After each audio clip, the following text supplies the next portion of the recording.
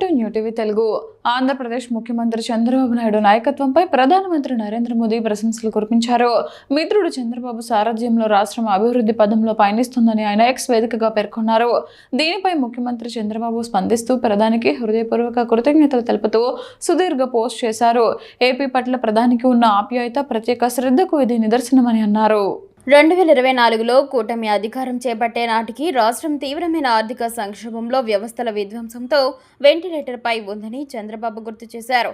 అలాంటి క్లిష్ట పరిస్థితుల్లో ప్రధాని మోదీ అందించిన అండదండలతోనే రాష్ట్రాన్ని తిరిగి గాడిలో పెట్టగలిగామని, ఒక్కో మెట్టు ఎక్కుతూ ముందుకు సాగుతున్నామని తెలిపారు. రాష్ట్ర పునర్నిర్మాణానికి ప్రధాని ప్రోత్సాహమే బలమైన పునాది అని ఆయన అభివర్ణించారు. పోలవరం, అమరావతి వంటి కీలక ప్రాజెక్టులతో పాటు కోట్లాది ఆంధ్రుల మనోభావాలను గౌరవిస్తూ విశాఖ ఉక్కు కర్మాగారం పునరుద్ధరణకు, రాయలసీమలో డిఫెన్స్ ప్రాజెక్టుకు, భోగాపురం అంతర్జాతీయ విమానాశ్రయానికి ప్రధాని అండగా నిలిచారని చంద్రబాబు వివరించారు. ప్రధాని మోదీ సంకల్పించిన వికసిత భారత్ లక్ష్యాన్ని చేరుకోవడానికి తమ ప్రభుత్వం అంకిత భావంతో పనిచేస్తుందని చంద్రబాబు స్పష్టం చేశారు. దేశాభివృద్ధి కోసం ప్రధాని చేస్తున్న కృషికి ఆంధ్రప్రదేశ్ ప్రభుత్వం 5 కోట్ల ప్రజలు ఎల్లప్పుడూ అండగా నిలుస్తారని ఆయన తన పోస్టులో పేర్కొన్నారు.